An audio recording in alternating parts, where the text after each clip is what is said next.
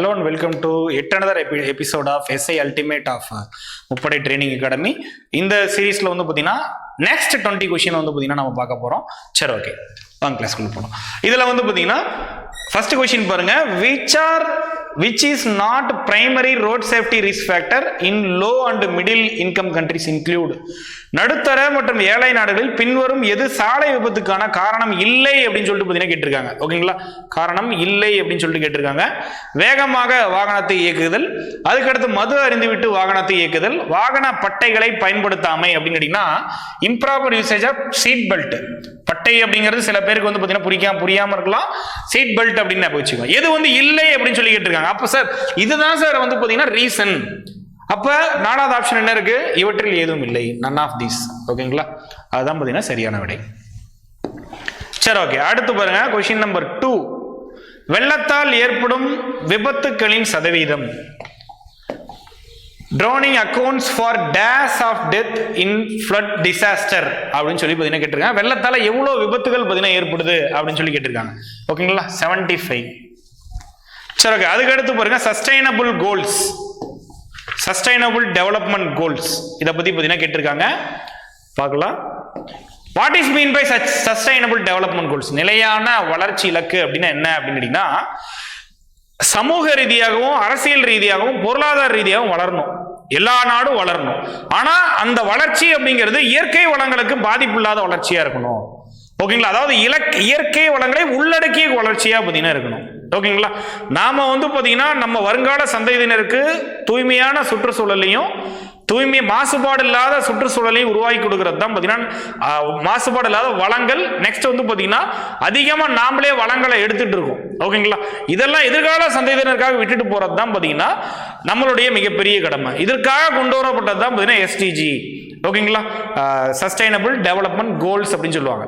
சுற்றுச்சூழலுக்கு தீங்கு இல்லாத சமூக பொருளாதார அரசியல் வளர்ச்சி. ஓகேங்களா, சரி ஓகே. இதுல வந்து பாத்தீங்கன்னா மேட்சிட் மாதிரி கேட்டிருக்காங்க. டோட்டல் சஸ்டைனபிள் கோல் எவ்வளோ, டார்கெட் எவ்வளோ, எத்தனை கண்ட்ரி அடாப்ட் பண்ணிருக்காங்க அப்படின்னு கேட்டிருக்காங்க. கண்ட்ரி அப்படிங்கும் போதே நீங்க கரெக்டா 193 பார்த்துருவீங்க. டோட்டலா எத்தனை கோல் அப்படின்னு சொல்லி கேட்டீங்கன்னா டோட்டலா 17 கோல்ஸ். எஸ்டிஜியில் வந்து பார்த்தீங்கன்னா டோட்டலா 1 to 17 வரை பார்த்தீங்கன்னா கோல்ஸ் இருக்கு. 17 கோல்ஸ் அப்படின்னு சொல்லுவோம். அதுக்கு அடுத்து எத்தனை டார்கெட் அப்படின்னு கேட்டீங்கன்னா 169 டார்கெட் வந்து பார்த்தீங்கன்னா இருக்கு. ஓகேங்களா, அப்போ சரியான ஆன்சர் வந்து என்னவா இருக்கும்? கோல்ஸ் வந்து பார்த்தீங்கன்னா 17 2. அதுக்கு அடுத்து டார்கெட் வந்து பார்த்தீங்கன்னா 169 1. அதுக்கு அடுத்து வந்து பார்த்தீங்கன்னா சஸ்டைனபிள் டெவலப்மெண்ட் அடாப்ட் கண்ட்ரிஸ் 193. ஏன்னா ஏற்கனவே பார்த்துருப்போம் யுனைடெட் நேஷன்ல இருக்கக்கூடிய மெம்பர் கண்ட்ரியே பார்த்தீங்கன்னா 193 அப்படின்னு சொல்லிட்டு போன சீரீஸ்ல வந்து பார்த்தீங்கன்னா பார்த்துருப்போம், ப்ரீவியஸ் சீரீஸ்ல பார்த்துருப்போம். ஓகேங்களா, சரி ஓகே ஃபைன். அடுத்து பாருங்க டிபிஏபி, இதனுடைய அப்ரிவேஷன் என்ன அப்படின்னு சொல்லி பார்த்தீங்கன்னா கேட்டிருக்காங்க. Drug prone area program. அதே மாதிரி இந்த மாதிரி டெக்னிக்கல் வேர்ட்ஸ் எல்லாம் பார்த்தீங்கன்னா தமிழ் மீடியம் ஸ்டூடெண்ட்ஸு கொஞ்சம் முக்கியமாக வந்து பார்த்தீங்கன்னா விரிவாக்கத்தை வந்து பார்த்தீங்கன்னா தெரிஞ்சுக்கோங்க. என்ன பார்த்தீங்கன்னா சம்டைம்ஸ் எக்ஸாம்பிள் வந்து பார்த்தீங்கன்னா இதோட அப்ரிவேஷன் என்ன அப்படின்னு கூட பார்த்தீங்கன்னா கேட்கலாம். அதெல்லாம் கொஞ்சம் பார்த்துக்கோங்க. ஓகேங்களா, சரி ஓகே. இதனுடைய அப்ரிவேஷன் பாருங்க, drug prone area program, desert prone area program, disaster prone area program, development prone area program. ஓகேங்களா, இதில் ஒமிட் பண்ணீங்க அப்படின்னு சொல்லி கேட்டீங்கன்னா இந்த ஆப்ஷன் பார்த்தீங்கன்னா வராது. ஓகேங்களா, இதுல பார்த்தா ஒபிட் பண்ணிடலாம். ஏன்னா டெவலப்மெண்ட் ப்ரோன் ஏரியா அப்படின்னு ஒரு ஏரியாவே இல்லை. டெசர்ட் ப்ரோன் ஏரியா, டெசர்ட் பார்த்தீங்கன்னா எப்பவுமே டெசர்ட்டா தான் இருக்கும்.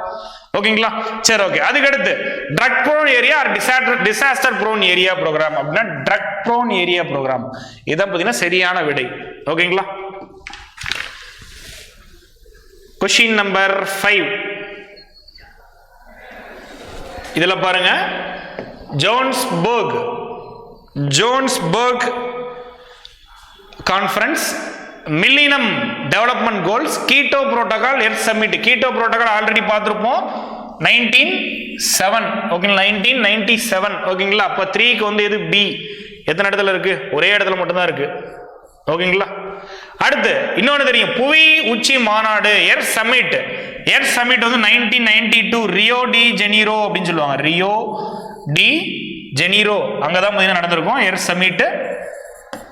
ஓகேங்களா, புவி உச்சி மாநாடு ரியோ டி ஜெனீரோ பிரேசில்ல வந்து பார்த்தீங்கன்னா நடந்திருக்கும் எர்த் சமிட். ஓகேங்களா, இதனுடைய ஆண்டு வந்து பார்த்தீங்கன்னா 1992.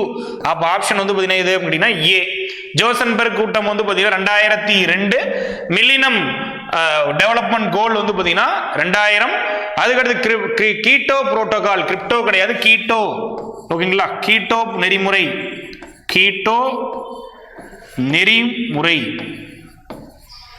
ஓகேங்களா, சரி ஓகே. அதுக்கடுத்து புவி உச்சி மாநாடு 1992. அதுக்கடுத்து பாக்சைட் என்பது எதனுடன் முக்கிய தாது? எப்படி போன சீரீஸ்ல பார்த்தீங்கன்னா இரும்பினுடைய முக்கியமான தாது பார்த்தோம். இது வந்து பார்த்தீங்கன்னா பாக்சைட் அப்படிங்கிறது எதனுடைய முக்கியமான தாது அப்படின்னு சொல்லி பார்த்தீங்கன்னா கேட்டிருக்காங்க. அதாவது தெரிஞ்ச அலுமினியம். ஓகேங்களா, அலுமினியம். ஏன்னா புவியினுடைய மேலோட்டில் அதிகமாக இருக்கக்கூடிய உலோகம் எது அப்படின்னு சொல்லி பார்த்துருந்தோம், அலுமினியம். ஓகேங்களா, சரி ஓகே.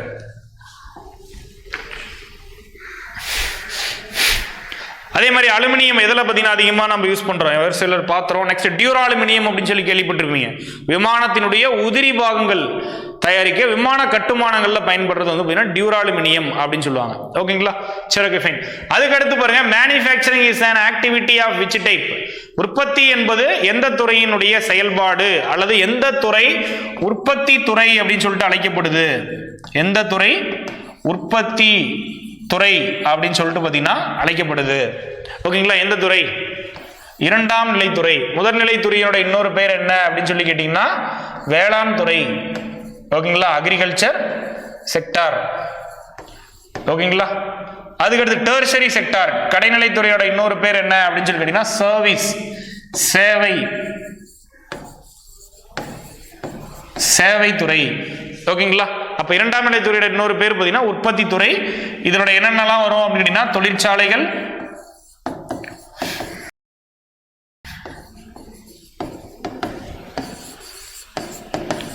கட்டுமானம். ஓகேங்களா, தொழிற்சாலைகள், கட்டுமானம். அதுக்கு அடுத்து வந்து பார்த்தீங்கன்னா மின்சார உற்பத்தி.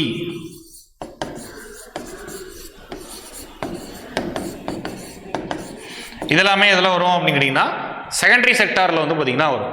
ஓகேங்களா, சரி ஓகே. அதுக்கடுத்து பாருங்க, question number 8. Dash is a group of house surrounding an enclosure of livestock. கால்நடைகளை அடைத்து வைக்கும் இடங்களை சுற்றி அமைந்திருக்கக்கூடிய வீடுகளுடைய தொகுப்போட பேர் என்ன? குடியேற்றங்கள் அல்லது வீடுகளுடைய வகைகள் அதன் பார்த்தீங்கன்னா நிறைய இருக்கும், அது இருக்கக்கூடிய இதை பொறுத்து. ஓகேங்களா, இதில் கால்நடைகள் வந்து பார்த்தீங்கன்னா அடைத்து வைக்கும் இடம் இதுன்னா இங்கே சுற்றி இருக்கக்கூடிய வீடுகளுடைய அந்த குடியேற்றங்களுடைய பேர் என்ன அப்படின்னு சொல்லி பார்த்தீங்கன்னா கேட்டிருக்காங்க. இது பேர் பார்த்தீங்கன்னா கிரால். ஓகேங்களா, பேர் பார்த்தீங்கன்னா கிரால் அப்படின்னு சொல்லுவாங்க. இது பார்த்தீங்கன்னா 12th ஜியாகிரபியில் வந்து பார்த்தீங்கன்னா இருக்கு. Which of the following industry is agro-based industry? வேளாண்மையுடன் தொடர்புடைய துறை. அயான், இரும்பு, காட்டன், பருத்தி. அதுக்கடுத்து அலுமினியம், சிமெண்ட். எது வந்து பார்த்தீங்கன்னா வேளாண்மையுடன் தொடர்புடையது அப்படின்னா காட்டன். ஓகேங்களா, ஏன்னா பருத்தி வந்து விளைவிச்சாதான் பார்த்தீங்கன்னா என்ன கிடைக்கும் அப்படின்னு சொல்லி கேட்டீங்கன்னா பருத்தி ஆலைகள், நூற்பு ஆலைகள் பார்த்தீங்கன்னா ஒர்க் ஆகும். ஓகேங்களா, சரி ஓகே. இந்தியாவில் வந்து பார்த்தீங்கன்னா அதிகமாக காட்டன் ப்ரொடியூஸ் பண்றது யாரு? குஜராத். வேர்ல்டுல சீனா. தமிழ்நாட்டில் மான்செஸ்டர், தென்னிந்தியாவினுடைய மான்செஸ்டர் அப்படின்னு கேட்டீங்கன்னா கோவை. South India's Manchester. ஓகேங்களா, சரி ஓகே. அதே மாதிரி தமிழ்நாட்டினுடைய நெசவு தலைநகரம், தமிழ்நாட்டின் நெசவு தலைநகரம் அப்படின்னு கேட்டீங்கன்னா கரூர். தமிழ்நாட்டின் நெசவு தலைநகரம் கரூர். ஓகேங்களா, சரி ஓகே. அதுக்கடுத்து வந்து பார்த்தீங்கன்னா இந்தியாவினுடைய நூல் கிண்ணம். ஓகேங்களா, யான் பவுல் ஆஃப் இந்தியா. இந்தியாவினுடைய நூல் கிண்ணம் யான் பவுல், யான் பவுல் ஆஃப் இந்தியா எது அப்படின்னு கேட்டீங்கன்னா தமிழ்நாடு. ஓகேங்களா, சரி ஓகே. இதெல்லாம் பார்த்தீங்கன்னா ரிலேட்டடான இன்ஃபர்மேஷன். அடுத்த கொஸ்டின் பார்ப்போம். Question number 9. நெக்ஸ்ட் வந்து question number 9. Viticulture, sericulture, olericulture, floriculture. Viticulture அப்படின்னா தெரியும் கிரேப்ஸ், செரிகல்ச்சர் அப்படின்னா தெரியும் பட்டுப்புழு வளர்ப்பு, ஒலரிகல்ச்சர் அப்படின்னா தெரியும் அது வந்து பார்த்தீங்கன்னா வெஜிடபிள்ஸ், ஃப்ளோரிகல்ச்சர் அப்படின்னு கேட்டிங்கன்னா பூக்கள். ஓகேங்களா, சரி ஓகே. அப்போ விட்டிகல்ச்சர் அப்படின்னா திராட்சை. ரெண்டு எங்கே இருக்குது அப்படின்னா இங்கே மட்டும்தான் இருக்குது. அப்போ எது ஆன்சர் அப்படின்னு கேட்டிங்கன்னா இதுதான். ஓகேங்களா, செரிகல்ச்சர் அப்படின்னா பட்டுப்புழு. ஓகேங்களா, இந்திய பட்டு ஆராய்ச்சி நிறுவனம் எங்க இருக்கு? இந்திய பட்டு ஆராய்ச்சி நிறுவனம், செரிகல்ச்சர் பட்டு ஆராய்ச்சி நிறுவனம் எங்க இருக்கு? பெங்களூரு. ஓகேங்களா, இந்தியாவில் அதிகமா விளைவிக்கக்கூடிய பட்டு மல்பேரி ரக பட்டு. ஓகேங்களா, மல்பேரி டைப்ஸ் ஆஃப் சில்க், இதுதான் அதிகமா நம்ம இந்தியாவில் பார்த்தீங்கன்னா விளைவிக்கிறோம். ஓகேங்களா, இந்தியாவில் அதிகமாக விளைவிக்கிறது யாரு அப்படின்னா கர்நாடகா. கர்நாடகா இன்னொன்று எதில் அதிகமாக இருக்கு? காஃபி. ஓகேங்களா? இப்படி கம்பேர் பண்ணி படிச்சிட்டீங்க அப்படின்னு கேட்டிங்கன்னா ரொம்ப ஈஸியாக பார்த்தீங்கன்னா இருக்கும், நிறைய தெரிஞ்சுக்கலாம். The action plan was known as sustainable development action plan 21 வரும். action plan 21 was known as sustainable development is a product of நிலையான வளர்ச்சிக்கு தொடர்புடைய அஜெண்டா 21 செயல்நிலை எங்க இருந்து பாத்தீங்கன்னா வந்தது அப்படின்னு சொல்லி பாத்தீங்கன்னா கேட்டிருக்காங்க. ஓகேங்களா? இந்த இதனுடைய அவுட்கம் அப்படின்னு சொல்லி பாத்தீங்கன்னா கேட்டிருக்காங்க. எதனுடைய அவுட்கம் வந்து பாத்தீங்கன்னா இது அப்படின்னு சொல்லி क्वेश्चन கேட்டிருக்காங்க. எதனுடைய அவுட்கம் அப்படின்னு கேட்டீங்கன்னா எர்த் சமிட் ரியோ டி ஜெனீரோல நடந்த புவி உச்சி மாநாடு 1992. இது பாரிஸ் ட்ரீட்டி அப்படிங்கிறது பாரிஸ் ஒப்பந்தம் அப்படின்னு சொல்லுவாங்க. 2015 வைல்ட் லைஃப் ப்ரொடெக்ஷன் ஆக்ட் 1972, பேரிடர் மேலாண்மை சட்டம் 2005. இது கரெக்ட் அப்படின்னு கேட்டீங்கன்னா புவி உச்சி மாநாடு ரியோ டி ஜெனீரோல நடந்தது 1992. பின்வரும் நோற்றில் எது நிலையான வளர்ச்சி இலக்கு அல்ல? அதாவது which one is not global goals for sustainable development? Biosphere, society, பொருளாதாரம். ஏற்கனவே சொல்லியிருக்கேன். அதாவது பாத்தீங்கன்னா நிலையான வளர்ச்சி இலக்கு அப்படின்னு கேட்டீங்கன்னா சுற்றுச்சூழலுக்கும் சுற்றுப்புற வன உயிர்களுக்கும் பாதிப்பு இல்லாத சமூக, பொருளாதார, அரசியல் வளர்ச்சி. ஓகேங்களா? இப்ப இதுவும் வருமா? அப்ப சுற்றுச்சூழல் உயிர்கோளம் வருமா? அப்ப எதுவுமே இல்லை அப்படிங்கிறது தான் பாத்தீங்கன்னா சரியான விடை. ஓகேங்களா? இவற்றில் எதுவும் இல்லை. நெக்ஸ்ட், COP கோபன்ஹெகன் எங்க நடந்துச்சு அப்படின்னு சொல்லி கேட்டிருக்காங்க. COP 15 கோபன்ஹெகன் எங்க நடந்துச்சு அப்படின்னு சொல்லி கேட்டிருக்காங்க. எந்த ஆண்டு நடந்துச்சு அப்படின்னு கேட்டிருக்காங்க? 2019. COP என்ன சார் அப்படின்னா கான்ஃபரன்ஸ் ஆஃப் பார்ட்டிஸ் அப்படின்னு பார்த்தீங்கன்னா சொல்லுவாங்க. கான்ஃபரன்ஸ் ஆஃப் பார்ட்டிஸ் அதுதான் பார்த்தீங்கன்னா COP அப்படின்னு சொல்லுவாங்க. 15 COP 27 வந்து பார்த்தீங்கன்னா இப்போ நடந்திருக்கு. எஜிப்தில் வந்து பார்த்தீங்கன்னா நடந்திருக்கு COP 27. ஓகேங்களா? இப்போ ரீசெண்டாக நடந்திருக்கு 2022ல. சரி, ஓகே. அடுத்து வந்து பார்த்தீங்கன்னா UNFCCC process for climate change adoption 17 May dash year. எந்த வருஷம் பார்த்தீங்கன்னா UNFCCCயோட கிளைமேட் சேஞ்ச் வந்து பார்த்தீங்கன்னா அடாப்ஷன் பண்ணாங்க அப்படின்னு சொல்லி பார்த்தீங்கன்னா கேட்டிருக்காங்க. 2017ல. ஓகேங்களா? UNFCCC அப்படிங்கிறீங்கன்னா United Nation framework for convention of climate change அப்படின்னு சொல்லுவாங்க. ஓகேங்களா? 1992ல ரியோ டி ஜெனீரோ எர்த் சமிட்டுக்கு அப்புறம் பார்த்தீங்கன்னா தொடங்கி இருப்பாங்க. TEMனா என்ன, அதனுடைய விரிவாக்கம் கேட்டிருக்காங்க. which is nothing but technical export meeting. ஓகேங்களா? Technical export meeting. அதுக்கு அடுத்து வந்து பார்த்தீங்கன்னா 16 பாருங்க, சுற்றுச்சூழல் தடுப்பு சட்டம் என்விரான்மெண்டல் ப்ரொடெக்ஷன் ஆக்ட் எப்போ வந்தது? எல்லாருக்கும் தெரியும். என்விரான்மெண்டல் ப்ரொடெக்ஷன் ஆக்ட் வந்து பார்த்தீங்கன்னா 1986. சம் அதர் ஆக்ட் என்ன அப்படின்னா வைல்ட் லைஃப் ப்ரொடெக்ஷன் ஆக்ட், வன விலங்கு பாதுகாப்பு சட்டம். வைல்ட் லைஃப் ப்ரொடெக்ஷன் ஆக்ட்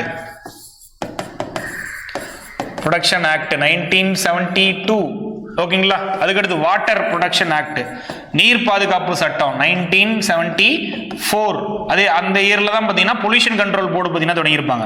அதுக்கடுத்து வந்து பார்த்தீங்கன்னா ஃபாரஸ்ட் ப்ரொடெக்ஷன் ஆக்ட். ஓகேங்களா? 1980. ஓகேங்களா? அதுக்கடுத்து பார்த்தீங்கன்னா என்விரான்மெண்ட் ஏற்கனவே மேல இருக்கு 1986.